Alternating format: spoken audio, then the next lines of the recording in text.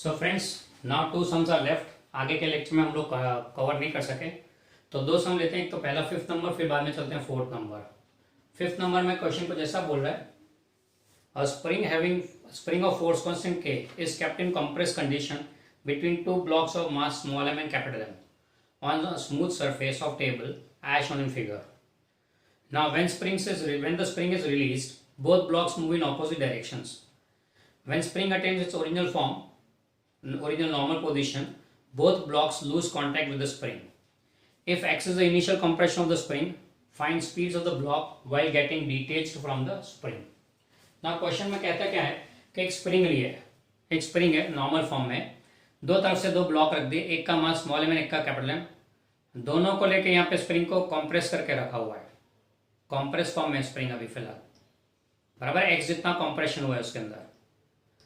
फिर बाद में दोनों ब्लॉक को छोड़ दिया तो स्प्रिंग अपना नॉर्मल फॉर्म गेन करेगी, दोनों तरफ धक्का मारेगी to get the normal form, इसको यूं और इसको यूं ना। As soon as spring attains it normal position, the blocks leave the spring. तो उस टाइम पे जब लीव करते दोनों ब्लॉक्स स्प्रिंग से सेपरेट, हमने टाई नहीं किया था, लूज रखा था, तो जैसे ही दोनों ब्लॉक लूज स्प्रिंग को छोड़ते हैं, डिटेच होते हैं स्प्रिंग से, उनकी वेलोसिटीज फाइंड करनी है हमें एट दैट मोमेंट। ओके, तो चलो देखते हैं कुछ ऐसा। इनिशियली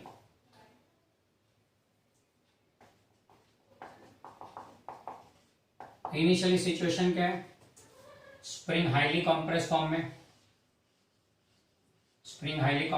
में, एक तरफ block of mass small m है, दूसरी तरफ block of mass capital M है। ये कैपिटल एम मास वाला, ये स्मॉल एम मास वाला। ओके, एंड स्प्रिंग फिलहाल कॉम्प्रेस फॉर्म में, तो क्या बोलेंगे, मोमेंटम इनिशियली स्प्रिंग का small m into zero stationary plus capital M into zero stationary, सही जीरो हो गया मोमेंटम। फिर टोटल एनर्जी इनिशियली देखे तो total energy initially small m zero speed, capital M zero speed, kinetic energy ना half M we square, दोनों station पे zero, plus spring compress form में कितना एक्स जितना, तो half k x square. So this is half k x square, बराबर है। ये सिचुएशन है इनिशियल। फिर finally when the blocks get detach from spring. Okay, यानी सिचुएशन क्या है, स्प्रिंग अपने नॉर्मल फॉर्म में आई एंड एक ब्लॉक यहाँ पे स्मॉल एम वाला जो यूं चलता है स्पीड v से, ये कैपिटल एम स्पीड, उसका हम लोग बोल देते हैं कैपिटल v, बराबर है। कैपिटल एम का स्पीड कैपिटल v बोल देते हैं, स्मॉल एम का स्पीड स्मॉल v बोल देते हैं। ना after detaching what happen, pf is equal to m into negative v, ये डायरेक्शन नेगेटिव लेंगे, plus m into positive v, बराबर है। तो हो जाएगा minus M we plus M V, ये momentum after releasing. EF is equal to final kinetic energy half M into negative we का square plus half M into positive V का square plus half K into, अब तो normal form में no compression, तो compression zero हो गया, तो what you now get is half M we square plus half M we square. Okay, final kinetic energy आ गया आफ्टर डिटेचिंग। नाउ पहले यूज करते हैं, हमारे पास दो अननोन है, small we and capital V, जो हमें ऑब्टेन करना है। We have to obtain small we and capital V, दो अननोन है हमारे पास में, तो दो इक्वेशन यूज करेंगे, एक लॉ ऑफ कांस्टेंट मोमेंटम, दूसरा law of constant energy. Momentum is conserved as energy is conserved, काम खत्म हो गया। नाउ पहले according to law of conservation of momentum, यहाँ कोलिजन नहीं है, कोलिजन डिस्क्राइब नहीं कर रहे हैं, पर लॉ ऑफ कांस्टेंट मोमेंटम तो नॉर्मली अप्लाई होता है। तो p i equal to P f, p i कितना है जीरो, तो zero equal to P F negative m we plus M v. So therefore what we get is m v equal to m v. अब दो unknown है, दो equation है, हमको किसी एक को फाइंड करना तो दूसरे को एलिमिनेट करना पड़ेगा। चलो ऐसा करते हैं, पहले स्मॉल वी ढूंढते हैं, तो स्मॉल वी ढूंढने के लिए कैपिटल वी को एलिमिनेट करेंगे, So therefore we can say capital V is equal to mv upon capital M. Let's say equation number 1. बराबर, कैपिटल V हमें मिला mv अपॉन कैपिटल M. फिर according to law of conservation of energy, energy conservation क्या बोलता है? Total energy initially is equal to total energy finally. EI equal to EF. Okay, EI कितना है? Half k x square. EF कितना है? Half mv square plus half m into v square. हमें छोटा भी ढूंढना है तो बड़ा भी यूज कर देते हैं. तो this will be half k x square is equal to half mv square plus half m into mv upon capital M whole square. लेके सारे यूजिंग इक्वेशन 1. ओके, आप सिंप्लीफाई करते हैं तो लेफ्ट साइड पे देखो, तो सॉरी राइट साइड पे, ये तो half k x square, left side पे, राइट साइड पे हाफ mv स्क्वायर कॉमन निकलेगा. हाफ mv स्क्वायर कॉमन निकलेगा तो क्या बचेगा? 1 प्लस यहां से हाफ गया, स्मॉल m स्क्वायर है तो एक m गया, एक m बचा. कैपिटल M, अच्छा v स्क्वायर भी बाहर निकल गया. कैपिटल M स्क्वायर है, एक m उड़ गया तो एक m बचा नीचे. बराबर है. तो this will be half of cancel on both the sides. हमें चाहिए स्मॉल v. अच्छा, इसको थोड़ा और सिंप्लीफाई कर लेते हैं. Half m into v square m plus m upon small m, sorry capital M. LCM ले लिया ना. हाँ, अब हमें चाहिए वी स्क्वायर. तो therefore v square will be equal half of the cancel, ये half k x square, half of the cancel हो गया. वी स्क्वायर चाहिए तो ये नीचे आ जाएगा, m नीचे आ जाएगा तो k बाई एम, एंड ये m upon m plus m.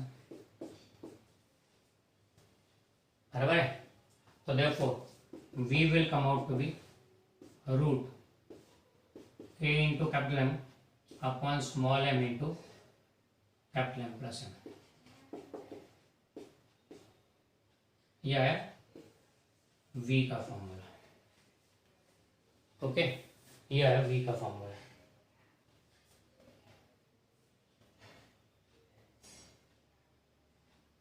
Okay, अब हमें चाहिए कैपिटल V. तो कैपिटल V के लिए क्या करेंगे? स्मॉल v को फर्स्ट इक्वेशन में डाल दो यूजिंग इक्वेशन 2 in 1. इसको 2 बोल देते. तो what you get is capital V is equal to m by m into root k into m upon m into m plus m. Okay, अब root के अंदर इसको घुसा दे तो स्क्वायर हो जाएगा. स्क्वायर होगा तो एक m कैंसिल हो जाएगा, एक m कैंसिल हो जाएगा. तो what you get is root of k into small m upon capital M into m plus m. ये फर्क आएगा. ये कैपिटल V आ गया. Okay, capital V is k into small m upon capital M plus. Okay, ये हो गया method of solution of sum number 5. यहाँ तो वैल्यूज नहीं दिए, खाली वेरिएबल्स दिए हुए हैं. अगर वैल्यू दिया होता तो very easy, it will be very very easy to calculated. Okay, पर फिर भी हमने एक बेसिक मेथड समझ लिया कि ऐसा जब सिचुएशन हो तो दो फॉर्मूला तो यूज कर ही सकते हैं हम लोग पहले से. According to law of motion momentum P equal to P F, and दूसरा conservation energy that is E equal to EF. ये तो आप बेसिकली हर जगह यूज कर सकते हैं.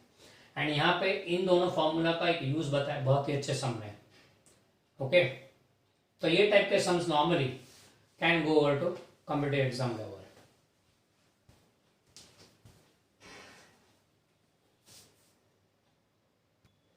Please copy this sum. So friends, let's start with sum number 4. Sum number 4 में ऐसा बोला है, a tube is fixed in a vertical plane as shown in figure. ये सेमी सर्कुलर ट्यूब दिया हुआ है जिसका रेडियस r दिया हुआ है. Now from point A, a sphere of mass, a point, a sphere of mass 0.314 kg is released. During its motion in the tube, it feels a constant resistive force R. ना जब ये यहाँ पे move करता है तो tube के wall के कारण उसके ऊपर रेजिस्टिव फोर्स लग रहा है R जितना. And due to that resistive force what happens, वो A से आया नीचे, यहाँ से होता हुआ वो B तक क्लाइंब होता है, बाद में बी पे उसकी स्पीड 0 हो जाती है, नहीं यहाँ तक क्लाइंब होता है।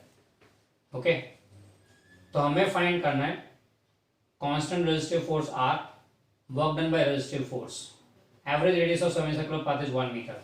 ऑल्सो कैलकुलेट, अच्छा बाकी का 3 और 4 हम लोग बाद में देखते हैं, पहले फर्स्ट ले लेते हैं फिर सेकंड लेते हैं। ओके, तो पहले हमें फाइंड करना resistive force capital, resistive force acting capital R, and secondly work done against resistive force, दो चीजें ढूंढनी है। ओके, ना यहाँ पे क्या होगा, ए पे था, ए से बी पे आते वक्त इट इज लूजिंग हाइट, है ना। ए के कंपेयर में बी पे उसने हाइट लूज किया है, हाइट लूज किया उससे उसका हो गया कि उसका पोटेंशियल रिड्यूस हुआ। वो पोटेंशियल कहाँ गया, तो बोले काइनेटिक एनर्जी के फॉर्म में कन्वर्ट हुआ। यहाँ पे स्पीड 0 है, यहाँ पे स्पीड 0 है, तो काइनेटिक एनर्जी में तो कोई चेंज है नहीं। Speed at point A is 0, release किया वहां से, इसलिए speed at point B is 0, तो दोनों पे काइनेटिक एनर्जी 0 है, तो काइनेटिक एनर्जी में तो गया नहीं, तो कहाँ गया, दैट डिक्रीज पोटेंशियल एनर्जी। तो that decrease potential energy has been used up against resistive force. तो यहाँ केस कौन सा है, decreasing potential is used up against resistive force and गाड़ी यहाँ के रुक जाती है।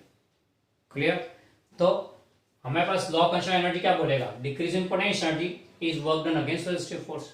अब पोटेंशियल एनर्जी कितने डिक्रीज होगी, तो at point A potential energy कितनी है, m g into radius R जितनी हाइट ना, यहाँ से इसको हमने लोएस्ट पॉइंट पर रेफरेंस दे तो आर जितना हाइट है, तो एम जी आर, ये हाइट कितना हो गया, आर जितना radius, and at point B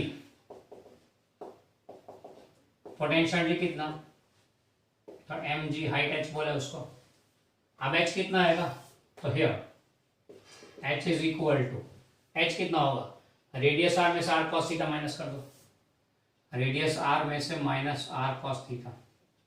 अगर फिगर को केयरफुली ऑब्जर्व करोगे तो थीटा इज 60 डिग्री की वन, तो ये हो गया R minus R cos 60, cos 60 is 1/2, तो ये हो गया r/2। तो therefore u at point B is equal to m g into r/2, बराबर है। therefore decrease in potential energy is delta u, and that is equal to ua minus ub, that's mgr, that's equal to mgr minus mgr/2, and that will come out to be mgr/2। इतना potential decrease हुआ। Now next calculate करते हैं work done against resistive force, work done against resistive force R. यहाँ capital resistive force हो रहा है, इसलिए radius के लिए स्मॉल आर यूज कर लिया हमने। Now work done against resistive force is nothing but force into displacement. Force कितना लग रहा है रेजिस्टिव फोर्स आर, और डिस्प्लेसमेंट कितना हो रहा है ए से बी की तरफ, ए से B, and that's an R, तो आर के बी हो गया। अब आर्क लेंथ अगर फाइंड करना हो तो याद करें हम लोग सर्कल के केस में हमने पढ़ा हुआ है कि सपोज एक आर्क ए बी है and radius of the circle is r, and this arc is subtending angle theta at the center, तो arc length AB is given as, याद होगा हमें कि radius r into angle subtended theta, and theta हम लोग specifically radian में लेते हैं, ये हमने यूज भी किया चैप्टर नंबर 2 में। arc length AB is given as radius into angle subtended। अब यहाँ पे arc length AB क्या होगा, radius r will be radius R into angle subtended कितना है, यहां से लेके यहां तक कितना एंगल है, तो ये 90 डिग्री हुआ और ये 60 डिग्री हुआ, तो 90 डिग्री ने π/2 प्लस 60 ने π/3 रेडियन में लेना है, इसलिए पाई के टर्म्स में लेना पड़ेगा। So this comes out to be r into 5 π/6। Okay, now according to law of conservation of energy, according to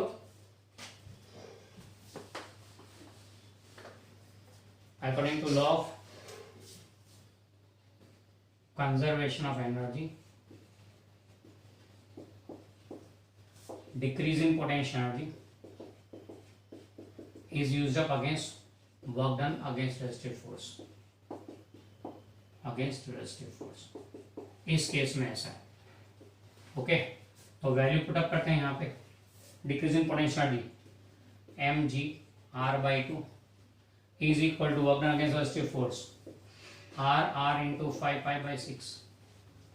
कुछ कुछ कैंसिल हुआ, स्मॉल आर उड़ गया, हमें कैपिटल आर ढूंढना है, तो capital R will be equal to, ये 2 जाएगा, यहाँ 3 बचेगा, तो capital R will be equal to 3/5 m g upon pi.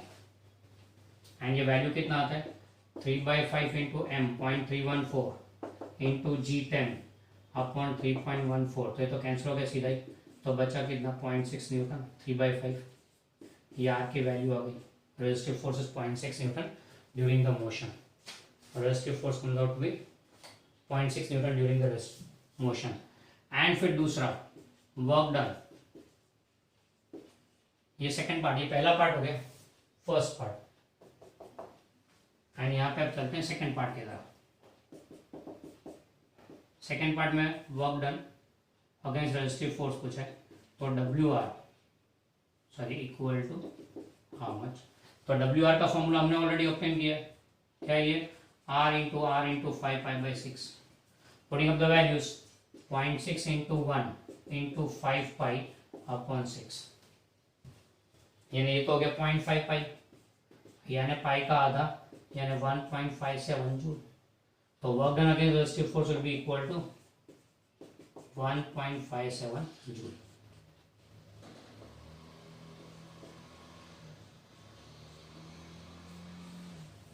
Okay, ये हो गया first part and second part. Clear?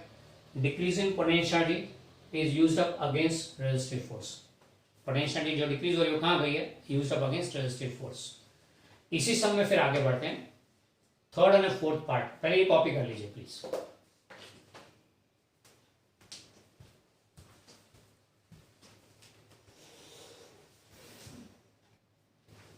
चलो, थर्ड पार्ट में पूछा हुआ है कि when the sphere is moving from A to B, उस टाइम पे लोअर मोस्ट पॉइंट, यानी ये पॉइंट डी बोल देते हैं, लोअर मोस्ट पॉइंट पे स्पीड कितनी होगी वो फाइंड करना है। While moving from A to B, what is the low speed at lower most point D? तो D पे स्पीड चाहिए, तो वो A से आ रहा है D के ऊपर, तो मोशन A से D का है, मोशन A से D का है, A पे पोटेंशियल है ना। इसमें शुरू करते हैं। At point A potential energy UA is equal to mgr, kinetic energy KA, zero का स्पीड जीरो वहां पे, बराबर है, तो टोटल एनर्जी यू ही हुआ खाली ना। At point D potential energy UD is zero क्योंकि ग्राउंड पे, and kinetic energy KD will be half M into V D square, जो स्पीड वहां पे फाइंड करनी है वो, बराबर है। अब यहाँ पे सिचुएशन क्या होगा, तीसरा एक चीज है, हाँ, तो यहाँ पे what we find is potential is decreasing, kinetic energy is increasing. Potential decrease हो रही है, काइनेटिक एनर्जी इंक्रीज हो रही है, तो सीधा ही इक्वेट कर देते तो भी चलता। पर यहाँ पे एक और वर्क डन हो रहा है अगेंस्ट रेजिस्टिव फोर्स ना, work done against resistive force, ये भी है यहाँ पे।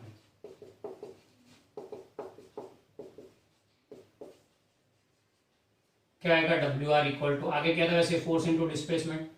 फोर्स कितना है रेजिस्टिव फोर्स आर, और डिस्प्लेसमेंट कितना है आर्क एडी, तो that be equal to R into angle कितना हुआ पाई बाई 2 का, तो ये आर्क एडी आ गया। ओके, नाउ इक्वेशन क्या पढ़ेंगे यहाँ पे, according to law of conservation energy, जितना पोटेंशियल डिक्रीज हुआ वो खाली work done against resistive force नहीं जाएगा, kinetic energy gain plus work done against resistive force, दो जगह पे। जो पोटेंशियल डिक्रीज हो will be partly used against resistive force and partly will be converted into kinetic energy. आगे वाले सम में यहाँ पे स्पीड जीरो था, पर हमें तो डी पॉइंट पे बोला है, बी पॉइंट पे नहीं बोला। ओके, चलो, decrease in potential mgr to 0 in mgr is equal to kinetic energy gain 0 से हाफ mvd स्क्वायर, तो half mvd square kinetic energy gain plus work done against resistive force r into pi by 2। Clear? हमें find करना है vd, बस simplify करो, half mvd square is equal to mgr minus r into pi by 2. Putting up the values, m 0.314 into 10 3.14 into r is 1,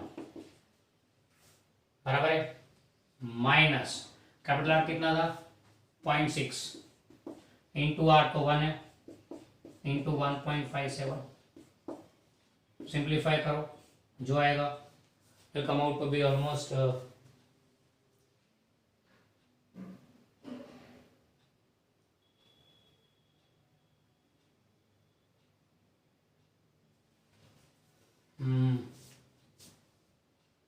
simplify करो, ultimately will get VDS, VD आपको मिलेगा यहाँ पर √14 मीटर पर second. √14 will come out to be somewhat 3.8 के आसपास हो जाएगा, अप्रॉक्सीमेटली 3.8 या समथिंग आएगा। ओके, ये हो गया लॉजिक तीसरे पार्ट का। While moving from A to B point पे कितना स्पीड है। फोर्थ पार्ट में, अच्छा इसके इतना नोट कर लीजिए, फिर फोर्थ पार्ट की बात करते हैं। Please copy it down.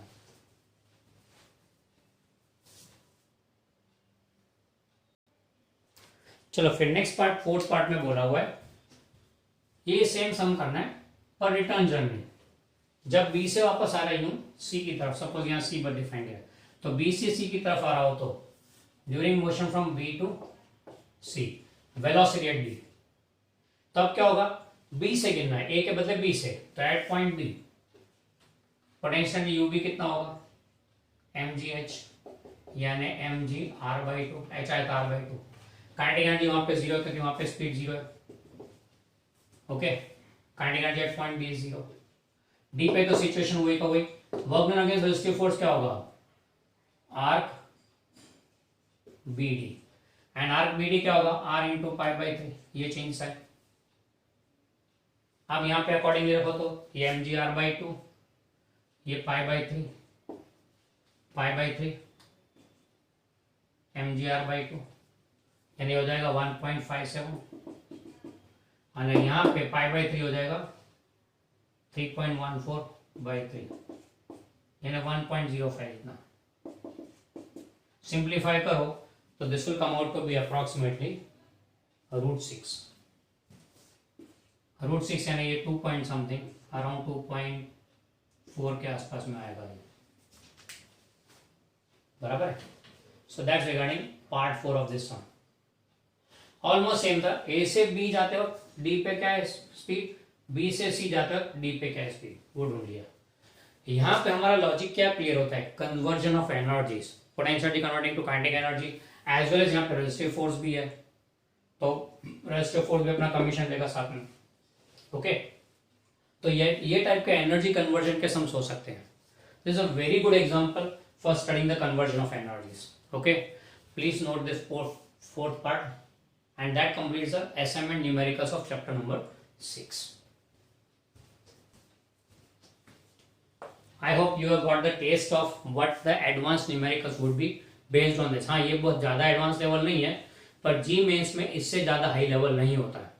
Okay, NEET में भी it is approximately the same level.